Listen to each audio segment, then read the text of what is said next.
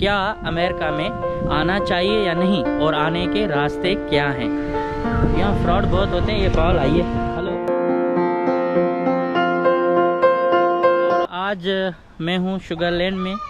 Sugar Land की पहले भी खूबसूरती आपको दिखाई है, लेकिन आज मैं आपको खूबसूरती दिखाने के साथ बताऊंगा कि क्या अमेरिका में आना चाहिए या नहीं और आने के रास्ते क्या हैं। इसलिए पूरी वीडियो ज़रूर देखिएगा तो आपको मालूम हो कि अमेरिका कैसे आया जा सकता है और यहाँ आने के बाद कौन से मसाइल का सामना करना पड़ेगा। तो चलते हैं, वीडियो आज शुरू करते हैं यहाँ से। आज मैं इसलिए निकला कि देखूं कि यहाँ की जो कम्युनिटीज़ हैं वो किस तरह रहती हैं। तो हर जगह पे जाएं तो एक नई चीज़ मिल रही है, और ख़ास तौर पर हमारे लिए तो हर चीज़ नहीं है, वरना यहाँ जितने भी लोग रह रहे हैं उनके लिए ये कोई नई बात नहीं है। यहाँ जितनी भी खूबसूरती है, जितना भी इन्होंने ये पार्क बनाए हुए हैं, तालाब बनाए हुए हैं, फाउंटेन बनाए हुए हैं, ये सब की सब यहाँ की सिटी हुकूमत और उसके साथ जो बिल्डर्स हैं जो घर बना के देते हैं, ये उनकी ज़िम्मेदारी होती है। और ये सब इसलिए होता है कि यहाँ की खूबसूरती में इजाफ़ा हो, अच्छी कम्युनिटी, अच्छा एनवायरनमेंट लोगों को दिया जाए ताकि वो खूबसूरत माहौल में रह सकें। अब ये छोटा सा एरिया है शुगर मिल पार्क। यहाँ ये कैनाल जा रहा है और ये तालाब है, इसमें फाउंटेन लगाया हुआ है, ये दिन रात चलता रहता है। ये 5 एकड़ पर तकरीबन ये पार्क है।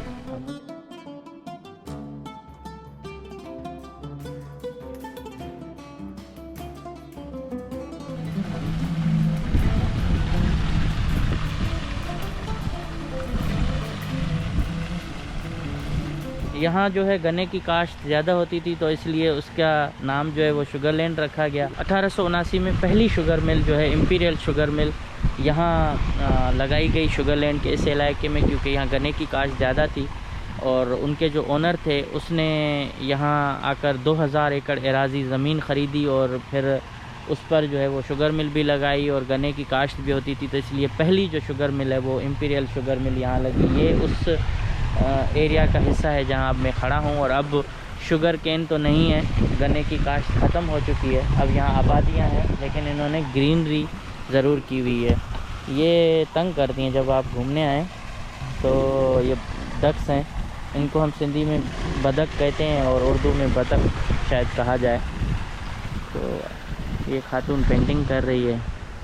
अभी मैं यहाँ विज़िट करने आया तो मुझे तालाब वगैरह देखने के बाद देखा कि ये पेंटिंग्स बना रहे हैं, कलर्स हैं। अच्छा, इसका माहौल जो है ना पेंटिंग के लिए अच्छा होता है। ये मेरे ख्याल में इस व्यू पर, which view are you making this? No, this is just something I've been working on. It's an abstract, but basically I like to paint in layers because I feel like life is in layers. You have colors underneath it that makes the whole, and some exposed, but and sky, water, landscaping like this. Yes, like this is. It could be water on a horizon. It could be. I have my grandson. I'm making hidden pictures. This is a whale. You can see a whale. Yes. You can see a dog running, a fish in the sky. But our work on it is developing. The sky, whatever you see. The running water. Running water. But I'm just starting. And very nice. And you have a very good environment to make I like to painting. hear the water behind me. Wow. Yeah. You are lucky. And I'm only facing this way because the wind is blowing. भाई यहाँ इतने लोग प्यारे हैं कि permission भी दे देते हैं, गपशप भी हो जाती है।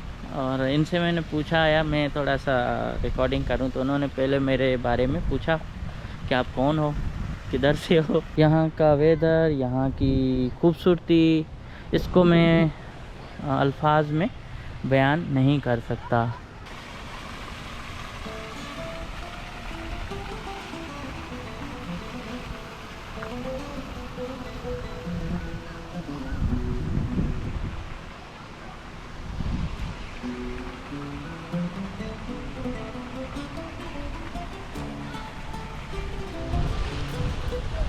इतनी खूबसूरती में लोग रहें, साफ़ आब हवा हो, पानी हो, बिजली हो, गैस हो, और उसके बाद आपकी कम से कम अर्निंग भी अच्छी हो, तो मेरे ख्याल में ये कोई सौदा घाटे का नहीं है।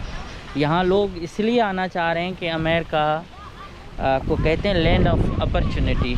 मतलब यहाँ आप आएँ, मेहनत करें, कमाएं और आप बहुत कुछ कर सकते हैं। जो तारकीन वतन लोग हैं, ज़्यादातर लोग वो हैं जो बाहर मुल्कों से यहाँ आए हैं। उसमें से इलीगल लीगल जितने भी लोग हैं वो यहाँ जब आते हैं तो फिर यहाँ से जाते तब हैं जब उनका स्टेटस लीगल हो जाए।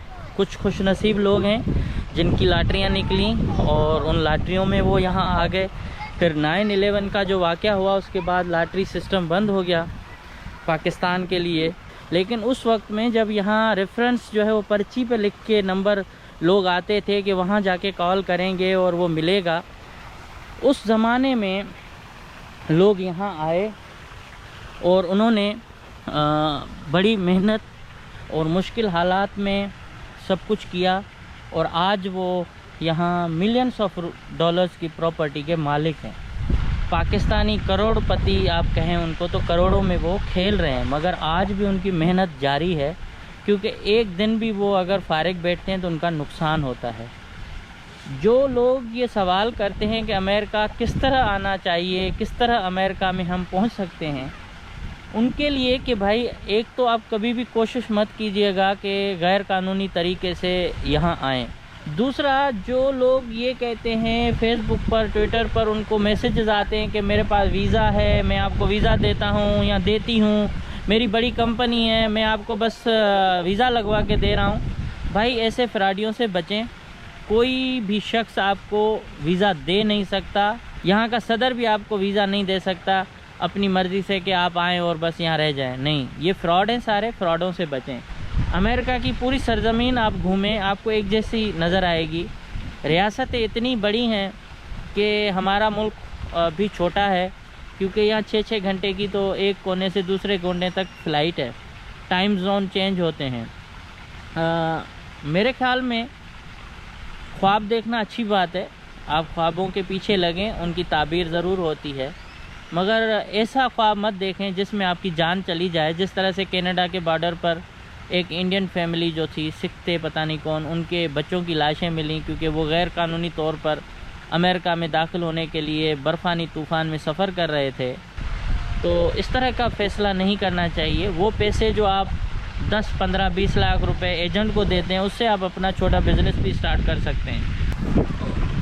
और भाई अहम बात ये भी कि मेहरबानी करके आपके पास अगर थोड़े पैसे हैं तो थोड़ा टूर ज़रूर किया करें। छोटे छोटे मुल्क हैं, नेपाल है, बांग्लादेश है। बांग्लादेश तो आप ना भी जाएं, लेकिन थाईलैंड है, मलेशिया है, सिंगापुर है। आप 2-3 दिन के लिए, 4 दिन के लिए चले जाएं। जिनके पास पैसा है तो आपकी ट्रैवल हिस्ट्री बनती है, और ट्रैवल हिस्ट्री बनने से आपको फिर दूसरे मुल्कों के वीज़े मिलने में आसानी होती है। और कुछ लोग कहते हैं यार मेरे अकाउंट में इतने पैसे होंगे तो मेरे को वीज़ा मिलेगा। मुमकिन है ऐसा कुछ कंट्रीज़ में हो, मेरे भी 2-3 वीज़े रिफ्यूज़ हुए, मगर अमेरिका के लिए ये नहीं मेरे ख़्याल में पूछा जाता कि आपके पास पैसे कितने हैं। वीज़े के टाइम पे डॉक्यूमेंट भी नहीं लेते, लेकिन उनकी इंटेलिजेंस इतनी मजबूत है कि वो आपकी सारी छानबीन कर लेते हैं। तो इसलिए आप कभी उनसे झूठ मत बोलें, और जो सच है वो उनको बताएं, लिखें। फॉर्म जो फिल करें उसमें पूरा पूरा सच लिखें। जो फॉर्म आप फिल करते हैं उसमें आप सच लिखा करें, आपको कंसीडर करेंगे। ऐसा नहीं है कि झूठ लिखने से आपको वीज़ा मिलेगा और वो झूठ पकड़ा गया तो फिर तो बहुत बुरा होता है। ये मैं अभी शुगर मिल पार्क में बैठा हूँ और यहाँ अच्छा मौसम है, बड़ा मज़ा आ रहा है। मट्टी का तो नामो निशान नहीं है। परिंदों की आवाज़ें आ रही हैं और हवा चल रही है। ये जूता तकरीबन इसको 1.5 महीना हो चुका है, अभी तक मेला नहीं हो रहा। कुछ कानून है city of Sugarland park rules, hours for your sunrise to sunset except wearing authorised even prohibited. ये पार्क्स एंड रिक्रिएशन डिपार्टमेंट है पूरा, जो ये पार्क्स बनाता है।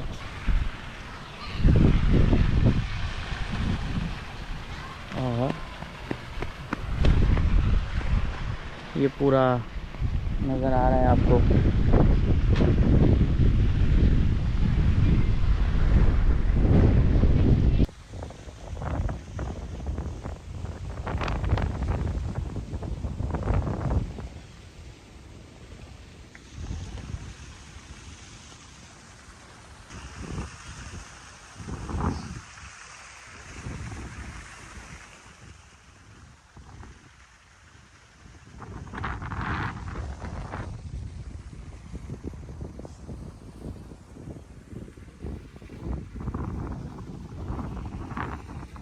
सफाई सुथराई आला क्लास की है, टॉप क्लास की सफाई है इस एरिया में।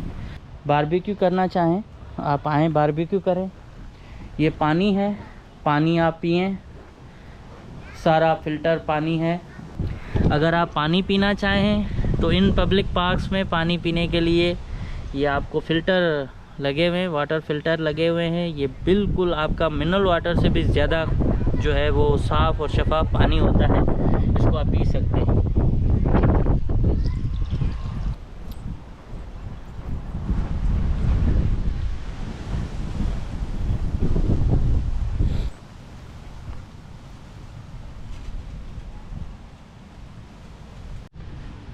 ये जो लोग यहाँ बैठा करते थे, इस पार्क में आते थे और फिर इस दुनिया से चले गए, तो उनके नाम पर ये उनके वर्षा बेंच लगा देते हैं और उसके लिए ऊपर ये नेम प्लेट लगा देते हैं कि किसकी याद में ये लगाया गया है, जॉन हक्स के नाम से ये यहाँ फ्रॉड बहुत होते हैं। ये कॉल आई है।